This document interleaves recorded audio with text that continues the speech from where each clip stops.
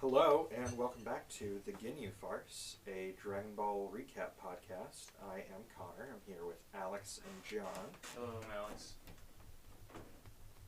I'm taking a vow of silence this week for this arc. And yeah, we'll be talking about the Red Ribbon Army this week. Big hit with the boys. Let's get into it. Overall thoughts about the arc before we get into episode by episode? Any bold overall takes you'd like to put out up front? I don't know, Connor. Are there any statements that you would like to rescind, possibly? No. I think this arc was pretty good. We're sticking with this arc. Was just as important as the World Tournament. Yeah, right. It absolutely was. Nice. I think it is probably the weakest arc that we've watched so far, I would say. If I had to rank them, I'd probably go 2, 1, 3, 4. But it's like 2, and then 1 is like just a couple behind it, and then there's a pretty decent gap, and then it's 3, and then a little gap, and then it's 4. That's how I don't know. It was fine. It's just like there was so much going on that I just didn't care about. Really, is what it was. It was just really hard.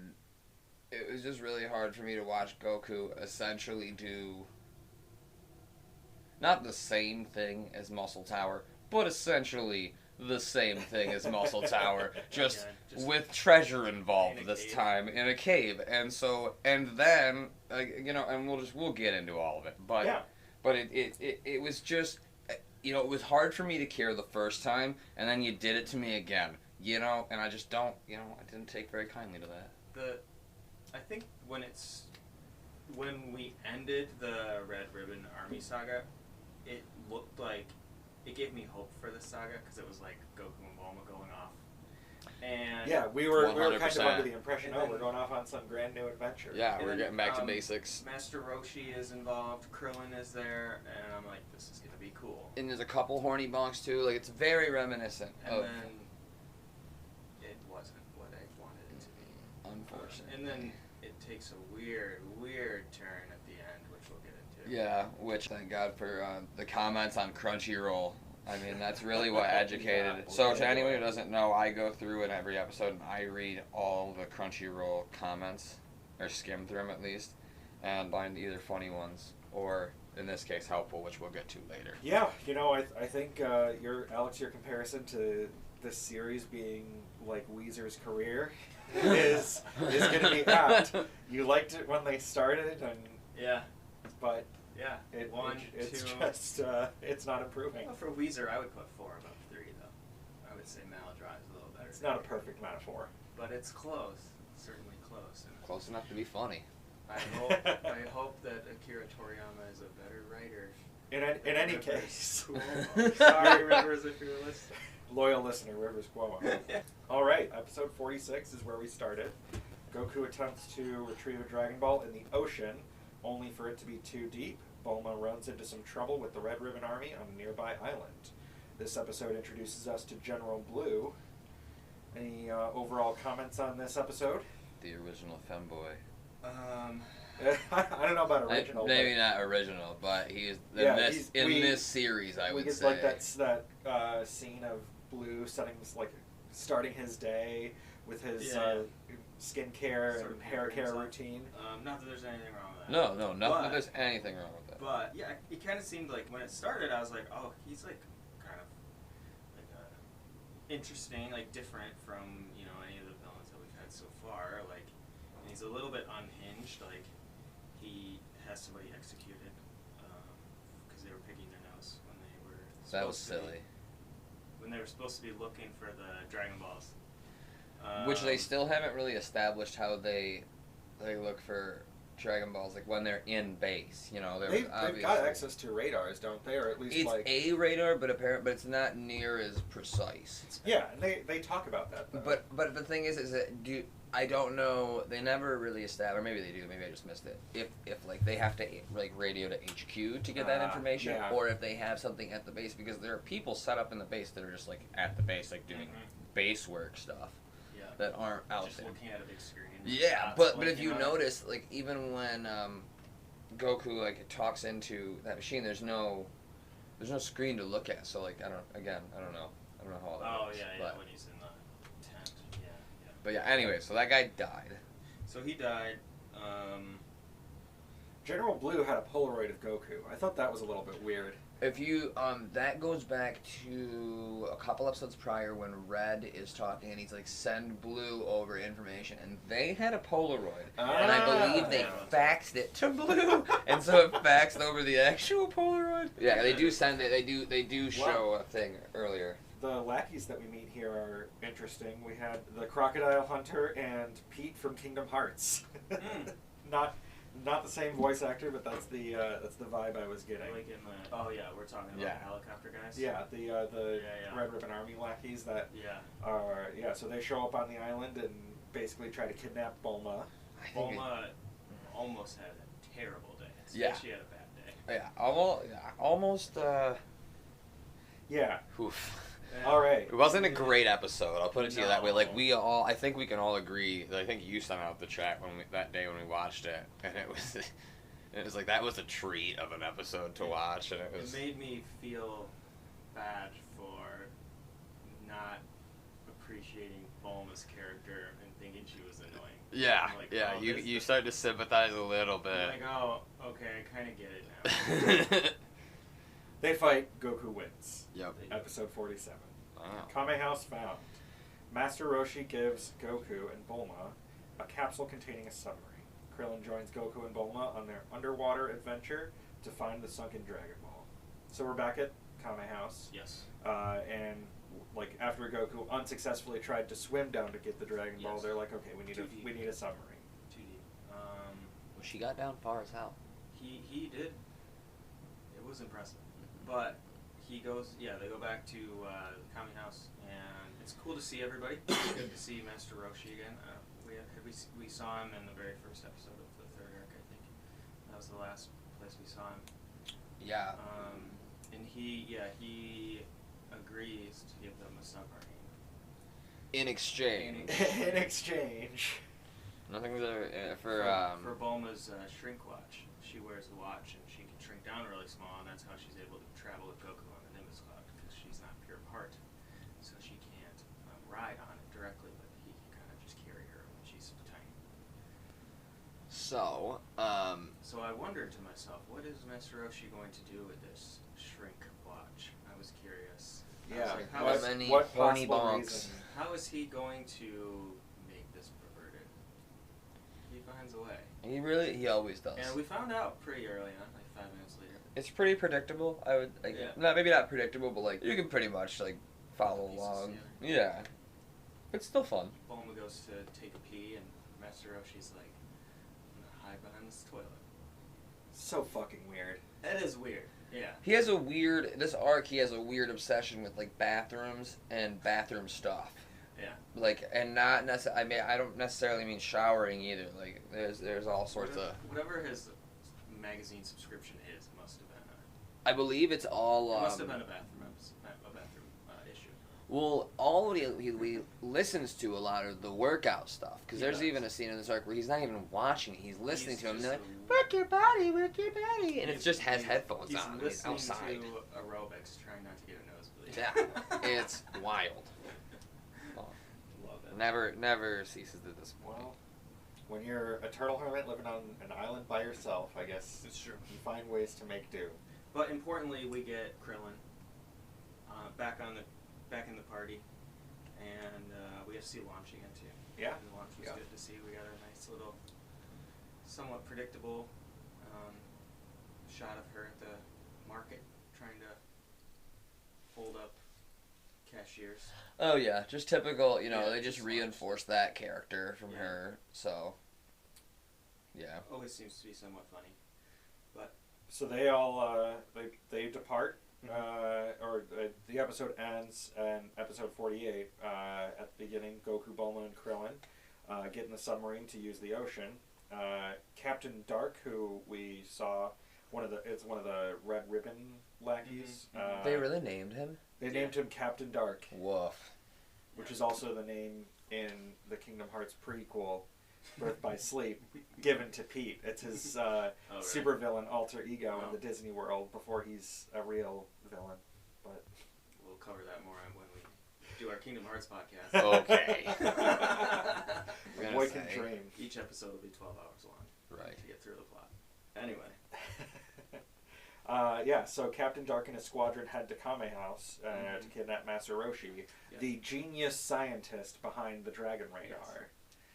Or so they think. Yeah. Well, I mean, it's pretty easy to assume that every old dude in this show is a scientist. Yeah. That's what the Red Ribbon Army assumes, because they've had one example at Muscle Tower. So now every old guy. They like to stereotype old men, for sure. It's very ageist. Not all old people are smart. Some of them are really dumb. This was probably my favorite little plot of the whole arc. It was a fun adventure getting off them trying to kidnap Master Roshi because I knew I was like, this is gonna go so horribly for them. Yeah, and you know it really does play out exactly like you'd expect it to, and it was fun. Master Roshi, you know, he's a horny dude, but he's also funny. He's got a sense of humor. He's a world-class fighter. And in this episode, world-class comic too. That's true. Yeah. When he catches... Okay, but here's my thing. That man turned around when someone fired bullets at him and went ding, ding, ding, ding, ding, ding, and just caught all those fucking bullets. So why are we scared of launch? Like, fuck me up. It pisses... I mean, I get it. I get it because of the plot and stuff, but they show Master Roshi catching bullets. Yeah. I want everyone to remember that they show Master Roshi catching bullets in this episode. That's all I have to say. He's like Mr. Miyagi in Karate Kid. Yeah. Almost with the fly, except they're bullets. And except he did it. And except he did it. Yeah. So actually it's nothing like that. We get to see the Red Ribbon Army try to take on Roshi and launch. They fail miserably. We get a couple side comments of, please sir, I'm only in the reserves. Yes. I think, I'm trying to remember, was launch blue? She was blue for the majority of it, and then turns blonde at the end. The guy's holding her hostage, and then Turtle comes up with a... Turtle, the silent warrior. Tickles Launch's nose, and she sneezes. And then beats the shit out of him. Yeah. Launch does not like to be touched. Yep. And so Captain Dark gets his ass handed to him, like, big time. Yep. And like you said, Alex, I think this was just the high point. I like to see Master Roshi fight. Master Roshi will forever be one of my all-time favorite characters. Yeah. It's just fun. Anytime you get to see him, like, do something, like, combat-wise, it's fun to watch old dudes beat people up. Yeah. It's just fun. It is. It's American. This is the dubbed version for America. They push. I mean, Penguin Island coming up. Yeah.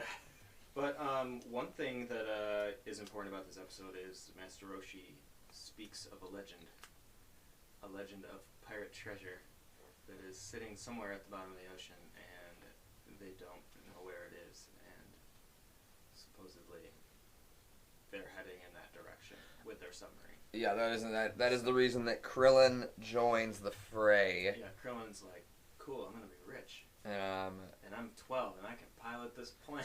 Yeah. Apparently that was part of Master Roshi's training. Yeah. The pilot's license. Yeah, to get his pilot's license.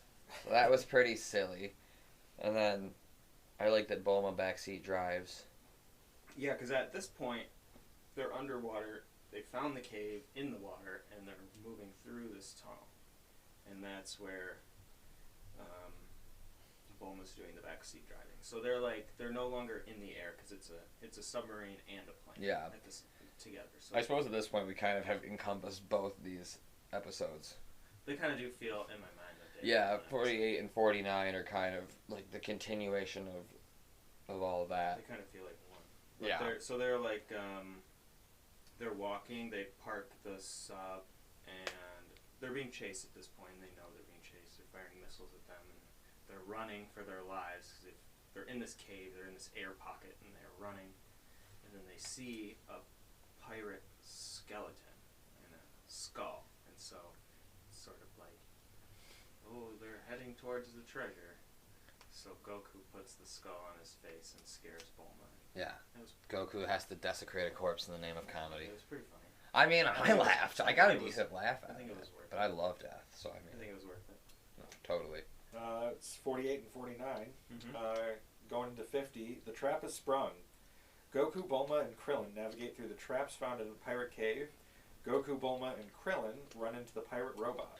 Yeah, so this kind of reminded me of sort of a callback to like Pilaf's castle or his fortress, where it's like there's traps in it and they're trying to navigate it. Yeah, except for this robot was actually kind of dope. The robot himself was awesome. Cool design on it, I have to say. Yeah, but I'm talking about like the room that had all the holes in it where the arrows. Oh yeah. Getting there. That reminded me of Emperor Pilaf's. This episode didn't even work for me on the website that I've been using, so I just skipped you're it out. and watched the recap. Well, You know, it wasn't. You didn't miss too much. Yeah, they get into the cave and they run into the robot, and that's the entire episode. They do. They almost fall in lava. I think in this one too, right? They're like getting the floor falls out or something, and then Yeah. they're all like hanging on to each other. Yeah, Goku somehow I don't really Bulma's remember. in her underwear for some reason. You go, because Krillin is hanging. Okay, so they all fall. Bulma grabs onto Goku. Krillin grabs onto Bulma, but in the way he's grabbing her, he's holding onto her pants for support. And so then he's like half pulling down her underwear, and she's like, "Don't look at my ass!" Yeah. And so then Krillin like says, "I won't," and then does, and then she aggressively tries to kick him off. Yeah. And Krillin has been spending a lot of time with Roshi. Right? Yeah, a little mini perv coming He's out. kind of raising him to be Jesus. a bad person. Yeah. But Bulma gets like inches from the lava, which Burns her bum. would incinerate your entire body. But for the sake of plot, And comedy. they're fine. It's just hot. And we go to 52 where they actually fight, or 51 where they fight the pirate robot. Mostly Goku, if I remember right. Yeah. My only note on this episode is robot voice shiver me timbers. Oh, but one thing I want to note real quick is while this is happening, Blue and his guys are behind them. This is pretty silly. And General Blue has an armband on that says Blue, but it's spelled Buell. I don't know if you guys noticed that, but on his jacket it says B-U-L-E instead of B-L-U-E. That's pretty... Nobody noticed.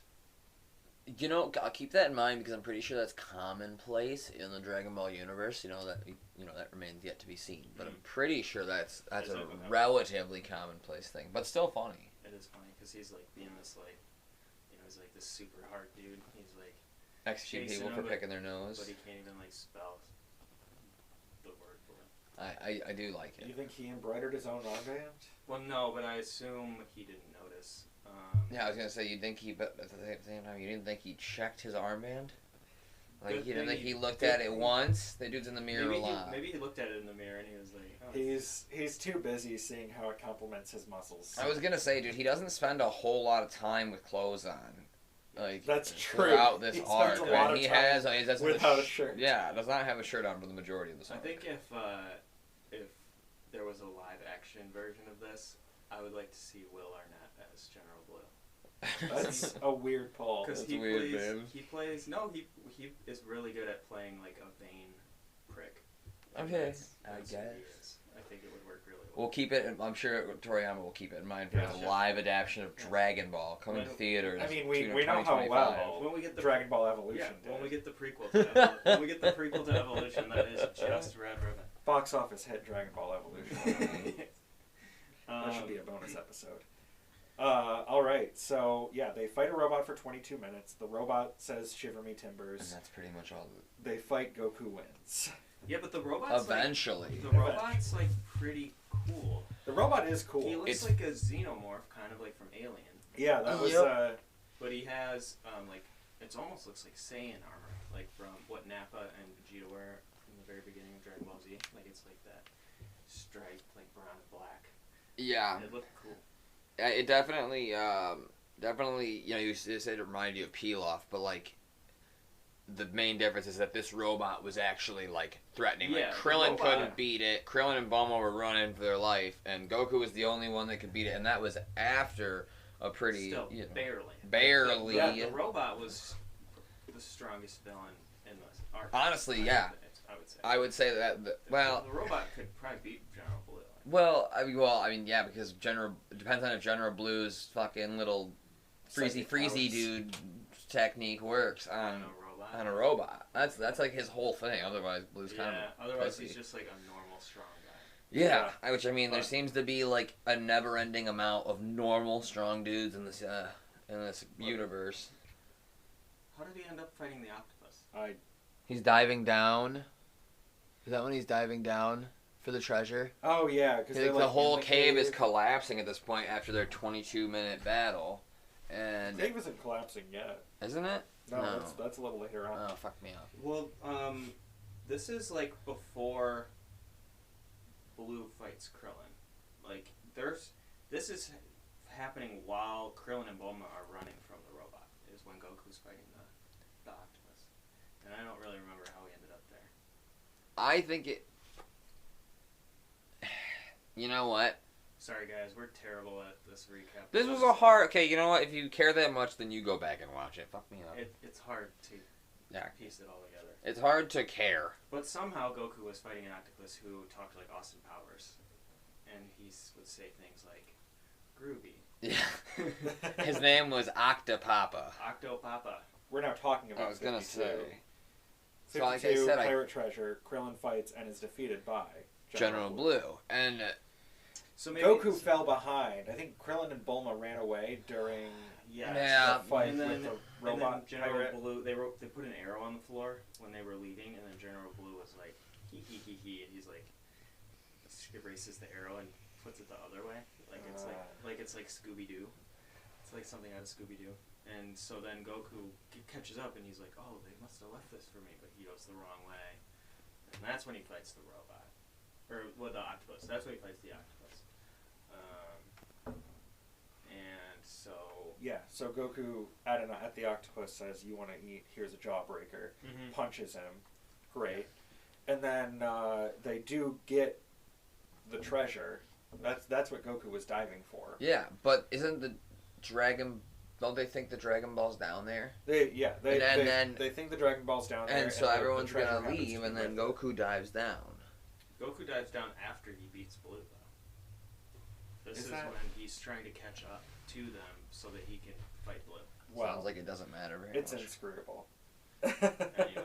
Regardless, the Bulma octopus and Krillin loses. Are like fucking telling Goku he should have done it a different way after he gets all the treasure, but yeah, because they get Krillin and Bulma dive down into this hole, and it comes up in this little sub cave with a big statue, and then there's the three chests, and it's almost like a Indiana Jones thing, almost. Like a puzzle. They gotta pick which chest it is. Yeah, but and that's when Blue reveals himself and says, "I've been following you the whole time." yeah, and then this is the first time where you pretty much see that you're just waiting for Goku to show up. Yes. To fight somebody. Yes. Because Krillin gets beaten, you see General Blue's special power, which is if he looks at you the right way, he can freeze you. Yes. yeah, he in has place. Psychic powers that allows him to paralyze his opponent Almost temporarily. like a tetanus type of thing. You can give people tetanus. All their muscles tense up, they can't move. Oh yeah, Pretty sure. cool. That's pretty silly. Yeah. That'd be a really fun superpower to have if you don't like someone. Like, fuck you, you got tetanus now. You know you have tetanus. You didn't tip me 20%? You Tetanus. should have got your vaccine. So Krillin fights Blue and he loses. Because of, well, maybe not because of, but I think it's important to note that.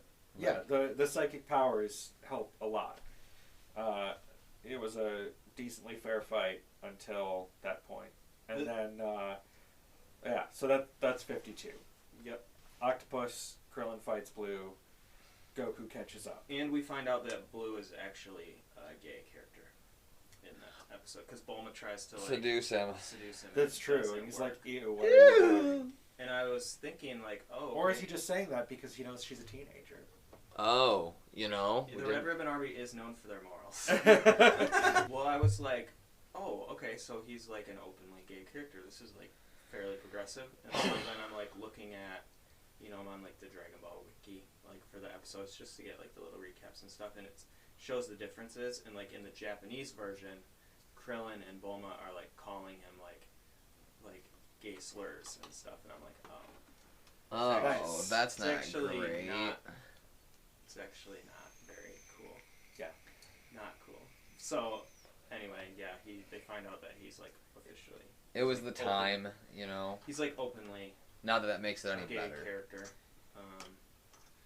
And So- he beats up Krillin. Pretty good. Beats him up pretty good. Yeah.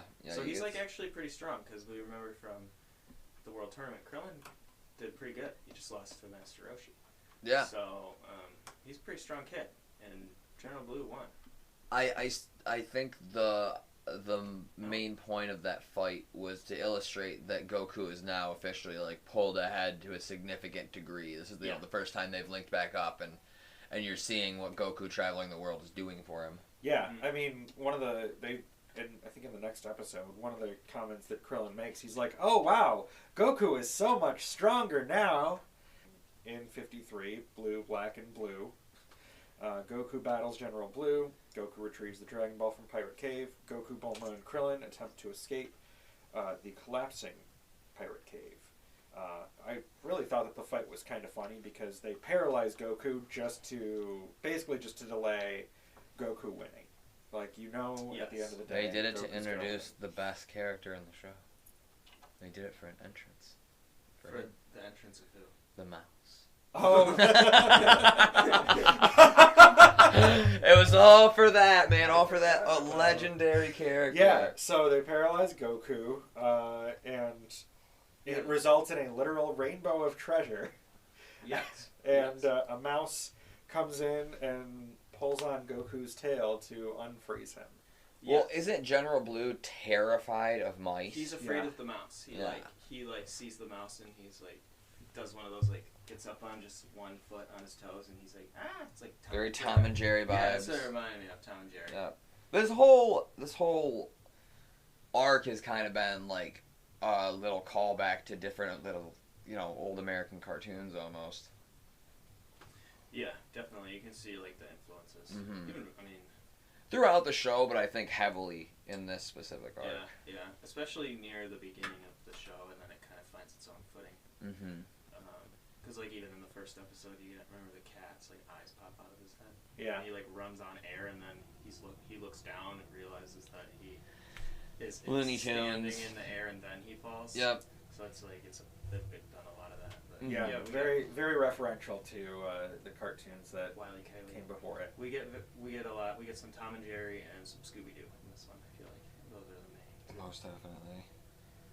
Unlike those, they are in a collapsing cave where the stakes Yes. The stakes are they could probably die. Stakes are significantly higher. Tom and Jerry, and in 54, never died somehow. in 54, Goku, Bulma, and Krillin escape the cave, and they return to Kame House. Blue follows them.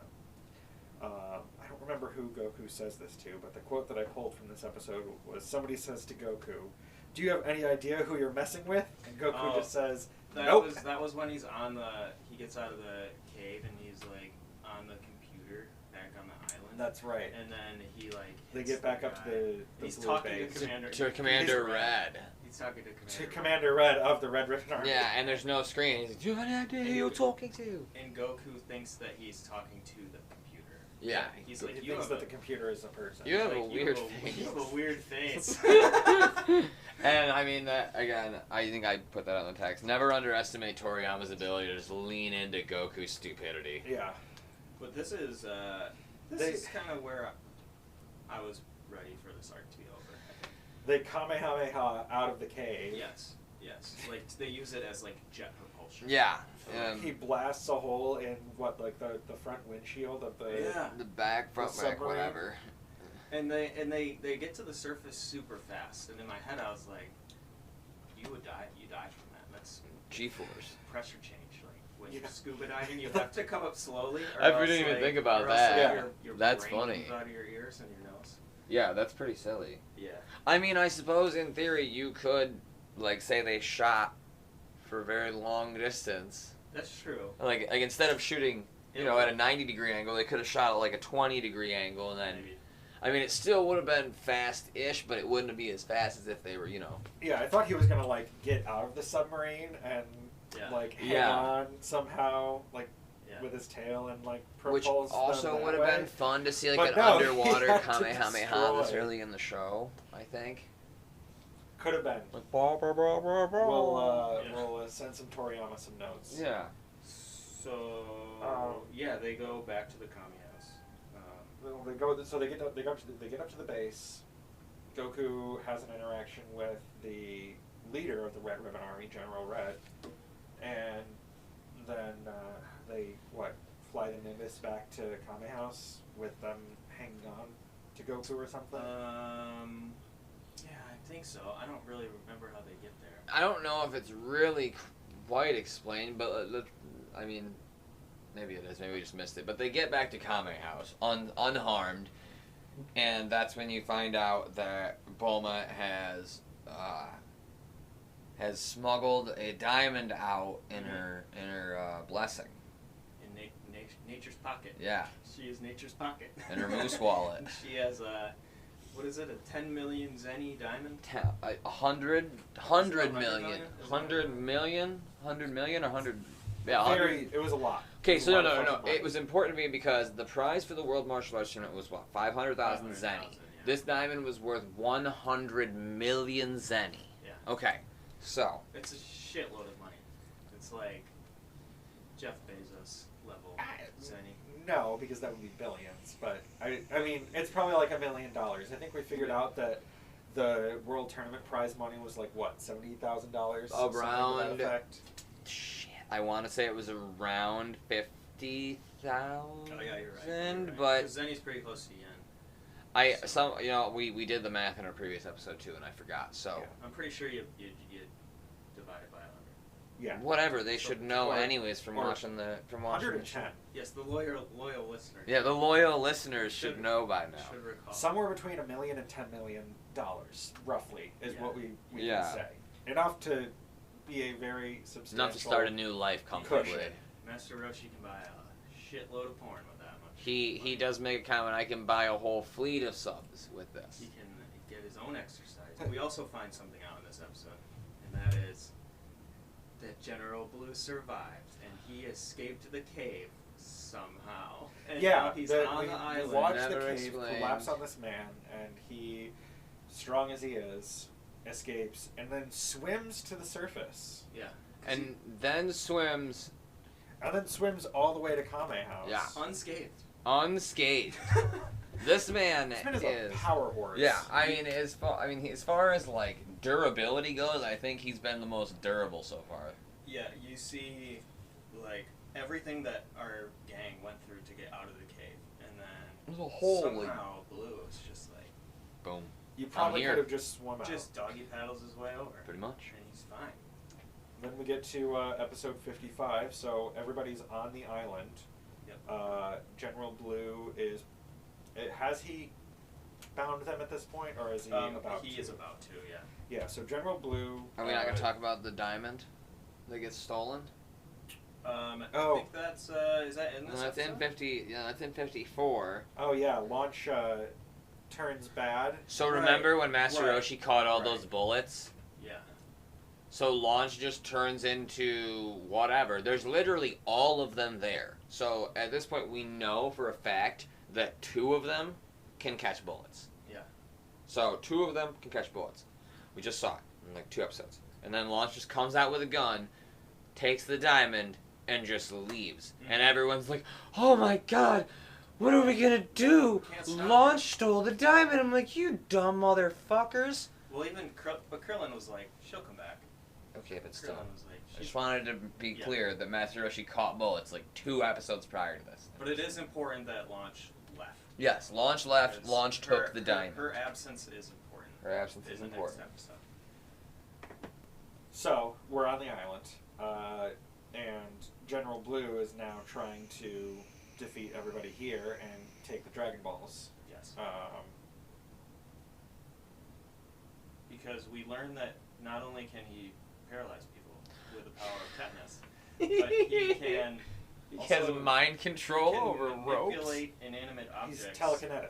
Yes, he's basically Mewtwo, but ripped. And not a Pokemon. Yeah, he's like Mewtwo. He has Mewtwo powers. He is Mewtwo. So, but not a Pokemon. So Goku's fighting Mewtwo. We've all wanted to see this fight. Yeah, and then Superman comes in.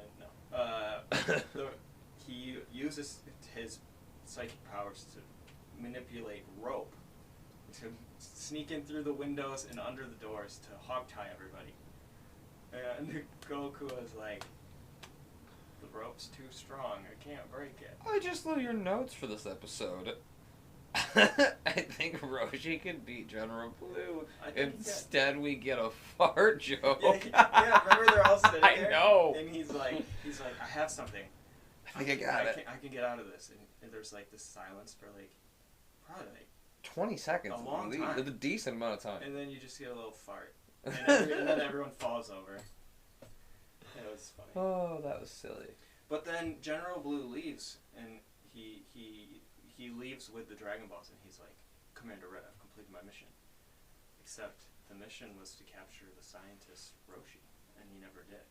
So I don't know, maybe did the mission change without them telling us? You know, I think that there's always more than one mission going on. So yeah, I mean, for an army to only have like one mission at a time, that seems. You would think that if he was right there, he gave out the order to capture Roshi, you'd think he would have taken him. Yeah, one would think. But I mean, if the main mission was just to get the Dragon Balls, then like, you know, then like you could cut. It's like. At this point didn't Roshi have the shrink watch? And his hands were tied behind his back. Yeah. He just like hit the button from behind his back, shrank down super small. Let's not delve too much into it. Yeah. So.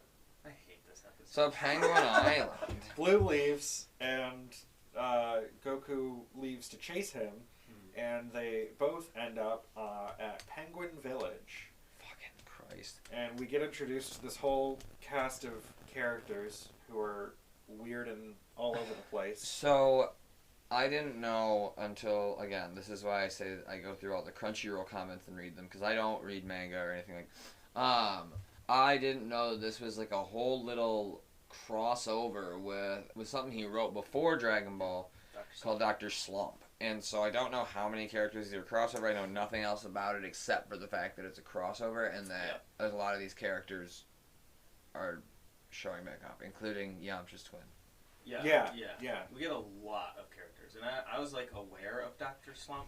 I've never seen it, but I like knew of it just from Here and there. Things about Toriyama's career, and in episodes like on the Dragon Ball Wiki, they'll be like, and this character made a little brief appearance, like there was this little guy in a tree in episode 3 or whatever from Dr. Slump, and so then all of a sudden we're like punched in the face with Dr. Slump, and it's like we're now there. It's like it's a full-on crossover. Yeah, I mean it's an entire immersion. It's like when the Power Rangers met the Teenage Mutant Ninja Turtles, except bad.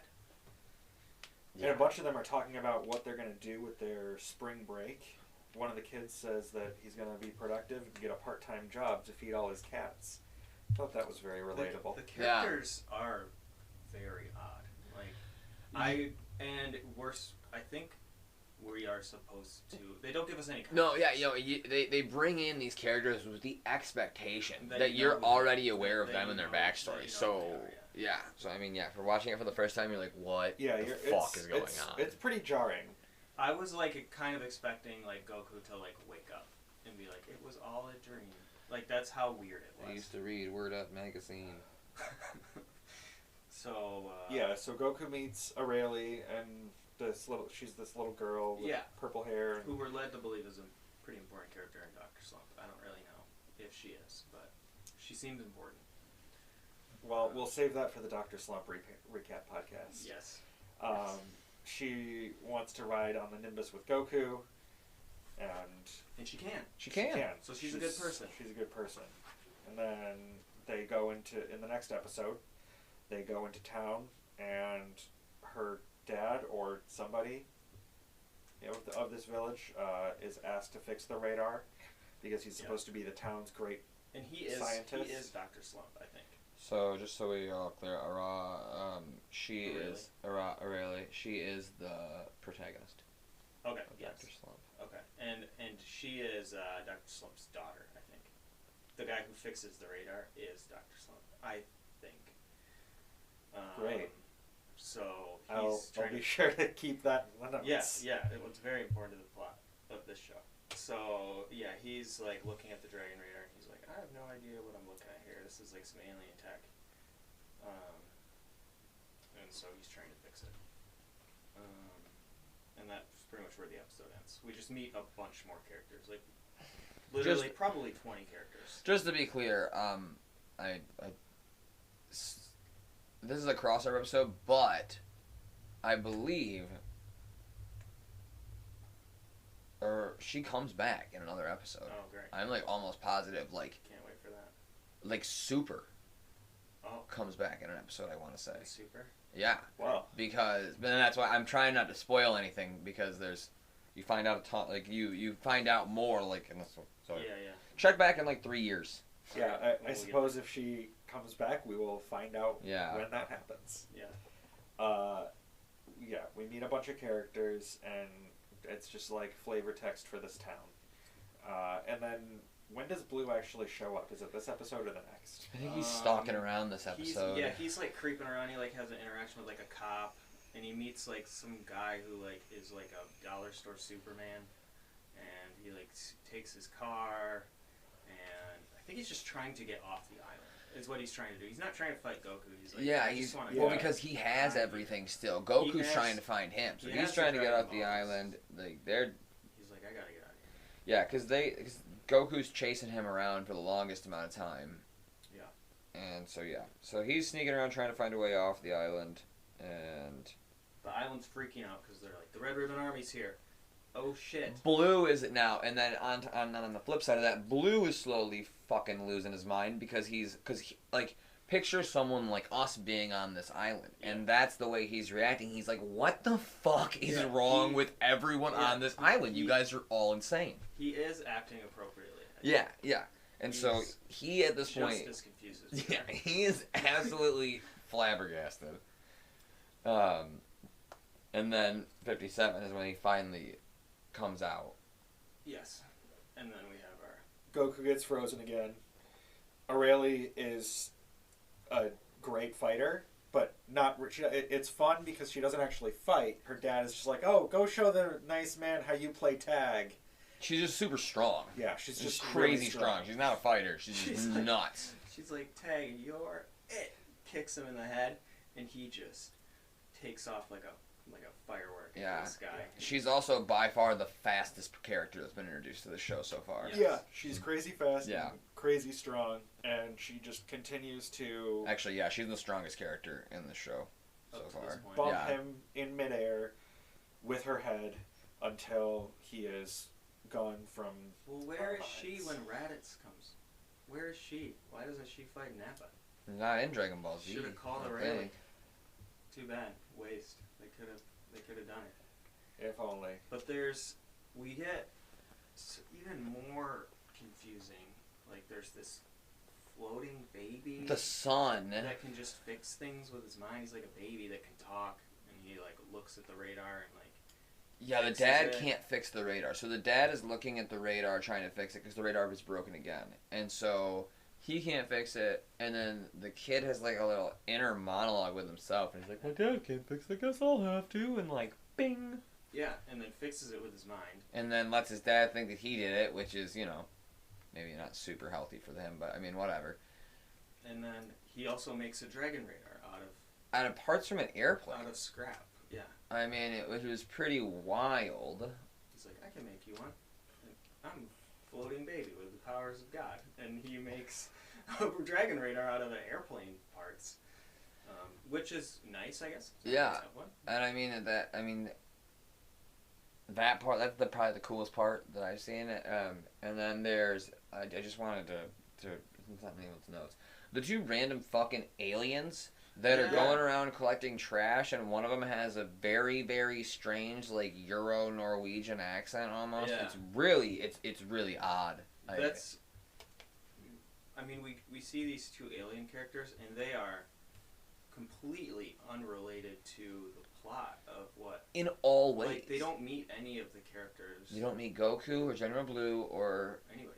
I mean, really, anybody. And they look like the old. Remember those old like PC games like Number Muncher? Oh. Like the word munchers. And Yeah, I like, guess. They're just like giant faces with little arms and little legs. The other thing that I wanted to touch on, well, I guess we'll finish this up first. That, I mean, yeah, they just go around and they're collecting trash, and then all of a sudden they hear the Red Ribbon Army is there, and so they essentially go, "We got to get the fuck out of here." Blast some cop cars, and then get shot out of the sky. Yeah, super weak. And that's material that they built. Yeah, bullets are going through the entirety. They built their UFO out of aluminum, I think. Yeah. They're shooting at it, and the bullets are just going right through. Completely through this like 20-foot, structure. Really shit job on that. So, they crash. In the ocean somewhere. Yeah. It's not really relevant. And that's it. I just wanted to make sure that everyone else had to hear about it because I had to watch it twice because I fell asleep during the episode when I tried to watch it. So did you really watch it the first time? Dude, I was like 17 minutes through, and that counts for how dumb this. Yeah, I didn't even watch the last few minutes of this episode, honestly. I was gonna say you skipped a whole episode. Fuck off.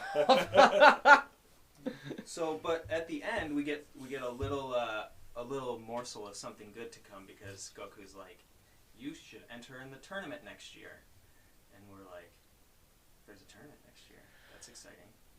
I just want to throw some other. Isn't the tournament every 5 years or is it every 3 years? That's what I was thinking too. So how much time has passed? Or is Goku just wrong?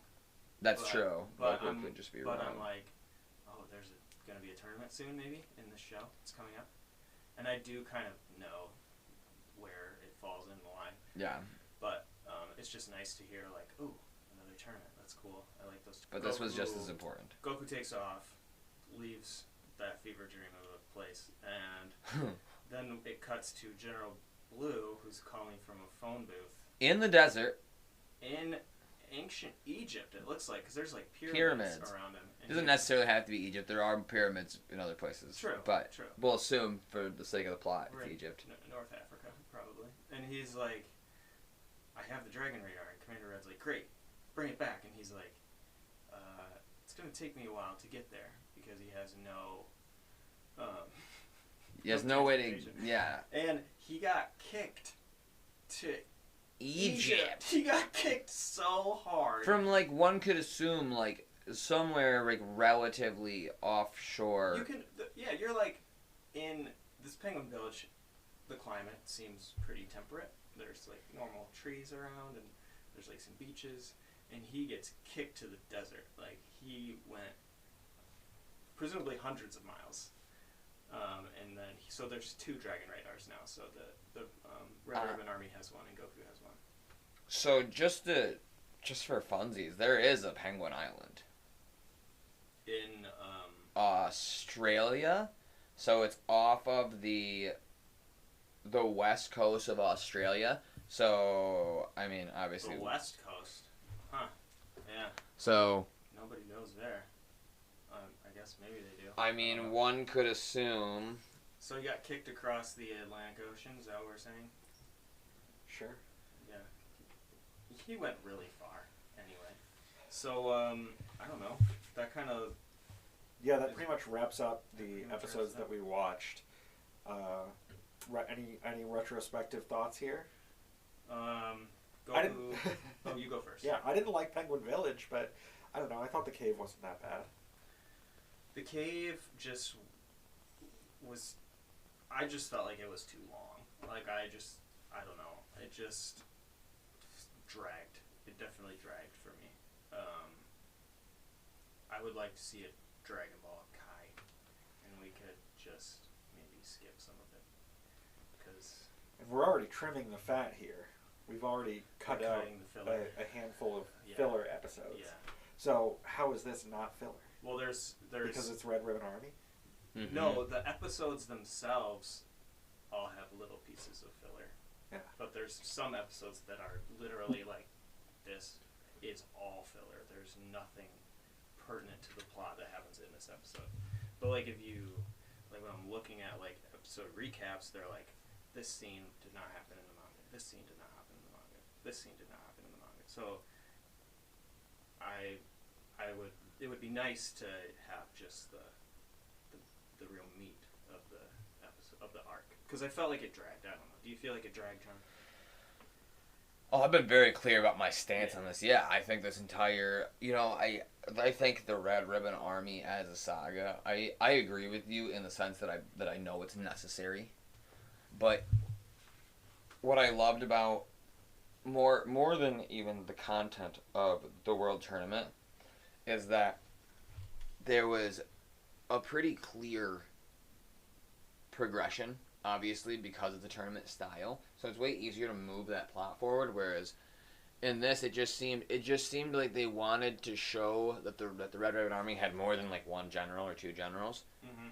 So they just like threw something that didn't really matter in there, and then to elongate it even more, they threw 2 filler episodes in there that we just had to watch because it wrapped up the end of the saga. Yeah.